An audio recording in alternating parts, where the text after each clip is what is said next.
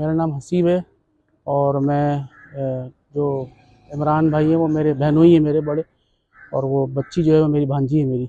6:30 7 बजे 7 8 बजे पता चला हमें कि वो अब बेटी को लेके आ रहे थे वहाँ से ऑफिस से उसके, और यहाँ पर ये हादसा हो गया, ये हसानिया हो गया। ये तो ऐसे तो सफ़ाफ कातिल को तो सरेआम फांसी देना चाहिए, जो नशे की हालत में धुत होकर बिल्कुल उसको कुछ पता ही नहीं चल रहा है कि उसने क्या किया, उसने क्या नहीं किया। उसको तो सरेआम फांसी देना चाहिए, बड़े वो किसी राजा की बेटी क्यों ना हो, किसी महाराजा की बेटी क्यों ना हो।